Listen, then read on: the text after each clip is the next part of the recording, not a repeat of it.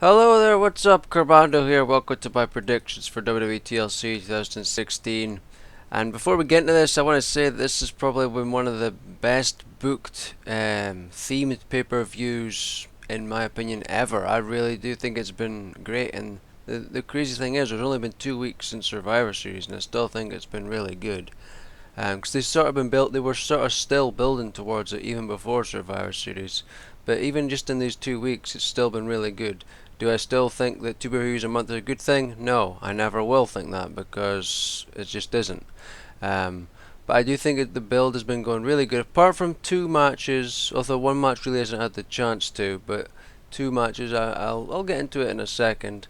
But yeah, I think the build has been really good. Like SmackDown can build up the pay-per-views really well, and they can do good stuff in the booking with the feuds, but Raw doesn't.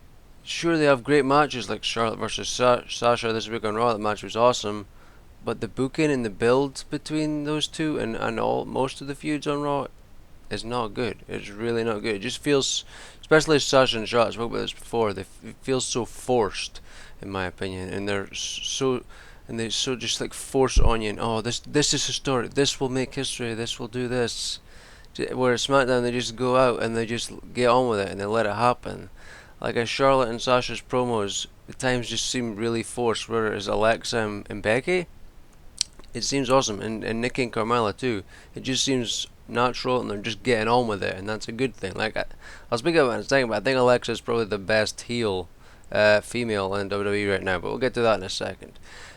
First off, we have AJ Styles versus Dean Ambrose in a TLC match for the WWE World Title. I've loved the build in this match. I really have. The whole stuff with James Ellsworth. I know some people are getting sick of it. You know, I get it. I get it. But I'm enjoying it. I really like it.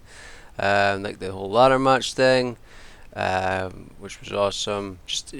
I just think it's been great from start to finish. I think it's been great. I love James Ellsworth being added into it, and oh my God, that Styles clash this past week I thought was gonna kill him. I did. I thought initially he was gonna do it on the steps, and then when he dove off of it, I thought his head was gonna end up hitting the steps or something. Oh, it was so nasty, so nasty. But that was awesome. I loved it. So maybe he'll be out, and there's no chance of him interfering. Although I could see an interference coming from him. But I honestly think it's been really good. And Dean Ambrose is just. I think Dean Ambrose is hilarious right now. Why couldn't he have been booked like this when he was champion? He was a pretty horrible champion, to be honest, but he's been hilarious. In the build up with this with Styles and Ellsworth, I would I've just been loving it. I think he's great. And that thing with when he was the Mountie with Daniel Bryan and Canada, like that episode was awesome. Him like Shane kept telling him to go away, but he'd keep coming back. Um, that sort of stuff's missing, like funny backstage stuff like that. I think that's been missing, and I think that was just great. And how him and Daniel Bryan almost lost it in that moment when he was doing the Mountie line. That was good. I watched that back a few times, and I was still laughing at it. But I think it's been a great build to this. I still wish there was longer. I do, because I still do not agree with two reviews a month. I just never will. It's just too much. But I'm enjoying it. Who'll win though? I don't know. Will AJ Styles when we finally get his revenge on these two? I don't know. I do think Ellsworth could possibly cost Ambrose it. But then if Ambrose was to like get sick of it and turn on him, who's gonna replace Ambrose as the top face on SmackDown? That's what I don't know. That's what I'm a little unsure of. But I'm gonna go AJ Styles. I think this could potentially be a great match. Now, next one, we have Becky Lynch versus Alexa Bliss in a tables match for the SmackDown Women's Championship. Like going into this week's SmackDown, I thought they weren't actually going to do a stipulation, which I was a bit disappointed about. But then the show started, and Becky Lynch, she's calling herself the Becky Badger, or the Honey Badger, but I'm calling her the Becky Badger. And they had that contract sign in, and it was just awesome. Like Alexa, she's so good. She's so good on the mic. She just sounds real. Like I don't really get the praise that some people have for Charlotte, because she just sounds so forced, in my opinion, when she talks. For the most part, and she like reacts to every little thing the crowd says. Like she gets pissed at whatever the crowd does. But Alexa is just like a great heel and great facial expressions. I honestly do think she's far superior to anyone else really on the mic. I think she's great, and I think Becky's great too. I think she's doing well. But I have enjoyed the build to this. I would like to see Alexa win. I'm going to go with Alexa for the win. Even though Alexa sort of got the upper hand this week, it would make more sense for Becky to get revenge. But I do think Alexa could win this. Becky has only had one televised championship match, so maybe they won't let her lose this soon. But I don't know. I'm kind of pulling for Alexa. I think she's doing great stuff, and if she was on Raw, we would never have ever seen any of the stuff that she's been doing now. Um, so I'm glad she's on SmackDown. Same goes for Nikki and Carmella too. I'm gonna go for Alexa. I think this. I really hope they're allowed to put on a great match. Same with Nikki and Carmella, so we can prove that it's not just Sasha and Charlotte that are allowed to have great matches. Because it seems like they well, more Raw are always just sort of forcing those two, and people are sick of it. Even Summer Rae and Emma were saying on Twitter they want this Sasha and Charlotte to end, just because they want other people to get a chance. Like how can you not agree with that? You know, give other people a chance. Like Raw has 3 hours, and they only have one female feud going, where SmackDown is two, and they can have two feuds going. But at the same time, SmackDown's tag division really is lacking, in my opinion. They're really lacking a feud there. But I'll pull for Alexa Bliss in this one. I'm going for her.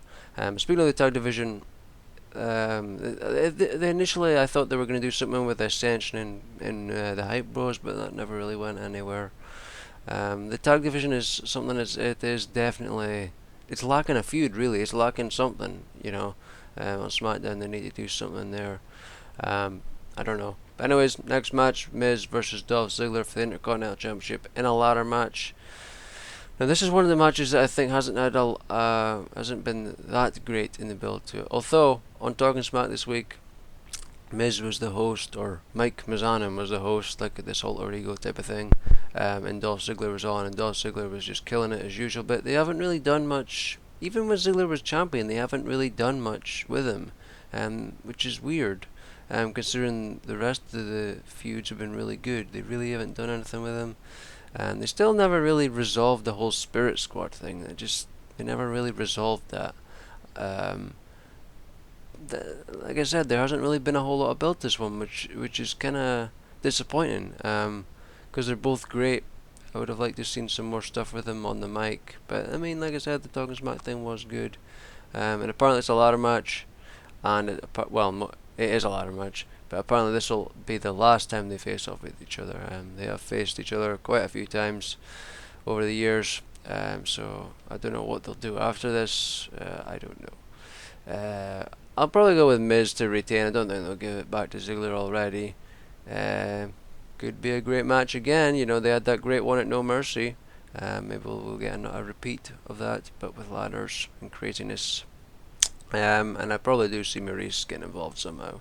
I don't know if she'll maybe grab the title for him or what, but I do see her getting involved. Speaking of that, she grabbed did she grab like a briefcase or something for Ted DiBiase, or she did something for Ted DiBiase back when they were together many years ago. Well, I'll go with Miz for this one. Now next we have Nikki Bella versus Carmella in a no disqualification match. I think, like I said, I think for most of the matches here, there's been really good build. This has been going on for months, and it feels like it's actually, you know, important, and the no disqualification actually, you know, makes sense because they're always attacking each other. I think that in their last match they got a DQ or something, I can't quite remember. But it's been really good. They both had good promos against each other. I think it's been awesome. Like Carmella's been saying some pretty true and hurtful things, I guess, about Cena and about Nikki. And she said that she was gonna take a steel chair and smash Nikki's Bella twins so that they're popping out of her back. That's what she said on SmackDown this week. That was a pretty funny thing. There were some good things said on SmackDown this week. Like Ziggler on Talking Smack said something about he pays women to beat him or something, because he was talking about Maurice winning the title. That was pretty funny. But I would like to see Carmella win, but she's done so many things to Nikki and what have you that it would kind of make sense for Nikki to win. But then again, I would like to see Carmella win. So I'm gonna go for Carmella here, but I like I said for the Becky Alexa, I hope they're allowed to put on a great match. I really do. And also, Carmella's used some nasty shots on SmackDown because she had bloody lumps on her head from Nikki, and then she had a black eye like the following day. It's pretty nasty. She must have gotten legitimately hit there. Looked nasty. The lumps on the head looked really nasty. Oh, that was just that did not look good. Anyways, moving on, we have Kalisto versus Baron Corbin in a chairs match. And yeah, the build to this one's been pretty good too. I've quite enjoyed it. I thought it's been going really well. I think it's ever since Kalisto returned, they've just been doing stuff with it every week, even multiple times in the show. Like where Kalisto had a match, Corbin would attack him. I think that was for like that Intercontinental title. And then later on, Kalisto came out and attacked Corbin and went wild with the chair. And then they had like the whole tag thing with Miz and that this week. I think it's been going well. I think it's been going pretty good. And I hope they're allowed to put on a good match. It's the chairs match where chairs are legal. It's always an odd thing, the whole chairs match thing, because essentially they could just use anything.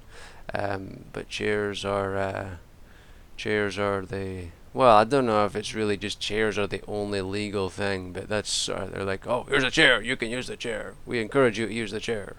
I'm gonna go. I think Corbin could win it, but I would like to see him maybe move on to do something else. Maybe like the Intercontinental title, but then Miz is champion, so don't know if that'll happen. I'd like to see Kalisto win as well. I'd like to see Kalisto go into something else. But like I know I speak about SmackDown not going to 3 hours, but they really are sort of struggling to build up other people as well. Like people are like, oh, we need the cruiserweights on SmackDown, but they're struggling as it is. They're struggling. They haven't got. They're not doing much with the tag team stuff.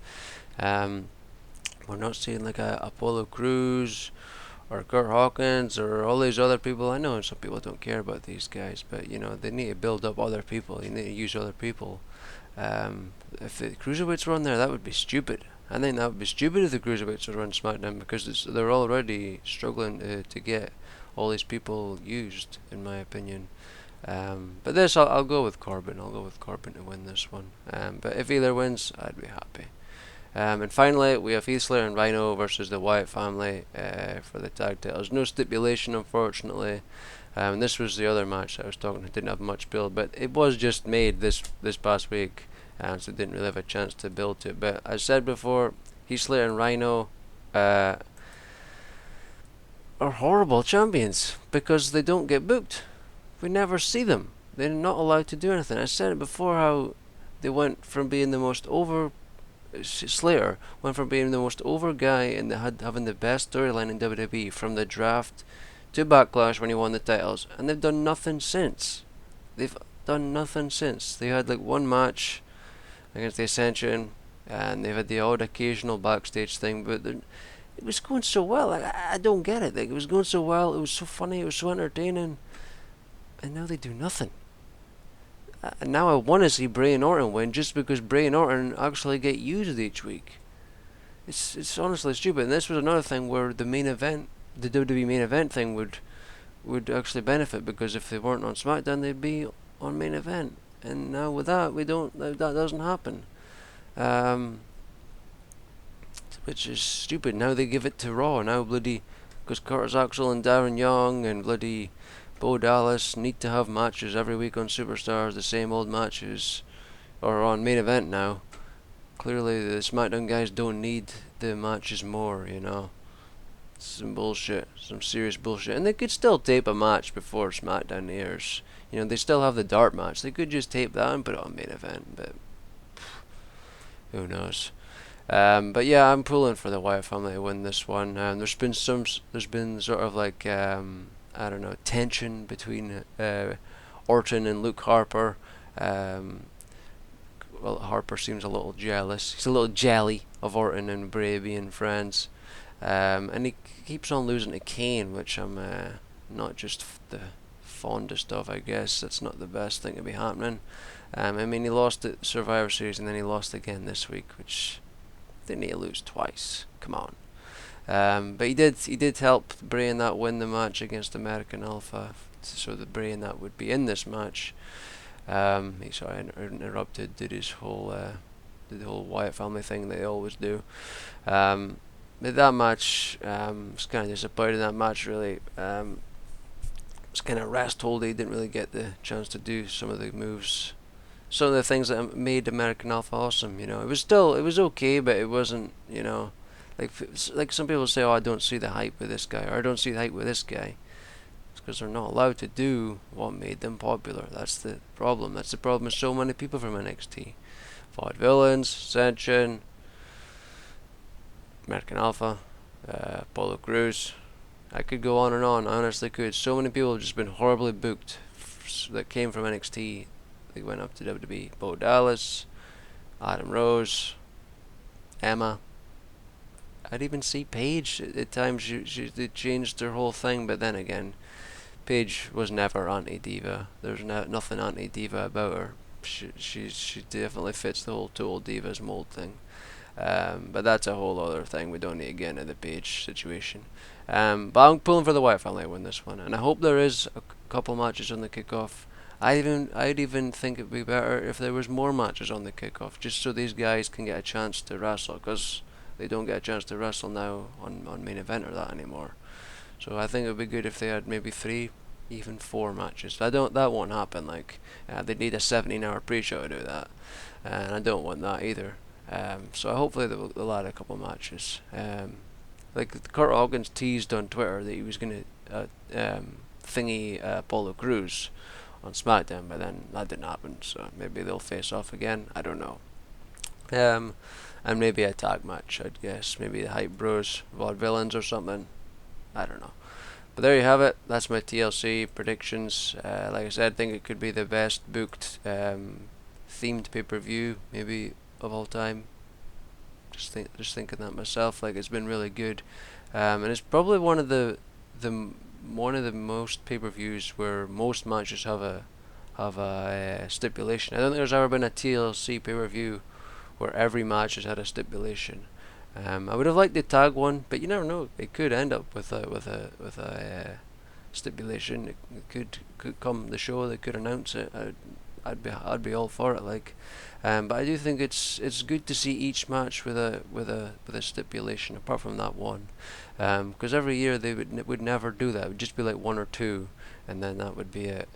Same like Extreme Rules. Like Extreme Rules used to be every single match had a stipulation, and in the last while it's just been like 2 or 3, which sucks. You know, it really does suck. Why not make your show different and interesting? You know, why not make your show appealing? Logic, common sense, not so common these days. But that's it. There's no more wrestling news to talk about. There was a thing about there's a new Bullet Club member going to be announced. Some people are speculating that it might be Ryback. I don't really follow Japan wrestling or anything like that, or the Bullet Club or anything like that, so it's not a big deal to me. I think Ryback would be. I mean, I'd be okay with that, but like I said, I don't really follow that stuff. But that's it. Speaking of Ryback, I'm wearing his t-shirt right now. Wake up, it's feeding time. That's it. Thanks for watching. Be sure to subscribe with that like button, and I'll see you for my review. There's a Talking Smack thing. I hope it's like last time where they stop a half hour early and then the Talking Smack goes on until the 3rd hour or what have you. I hope they do that. I don't want it to be. I don't want there to be an extra half hour, really. I mean, the Talking Smack is good, but, you know, less is more. You know, less is more. Raw doesn't get that. Totally don't get that. Totes not. See ya.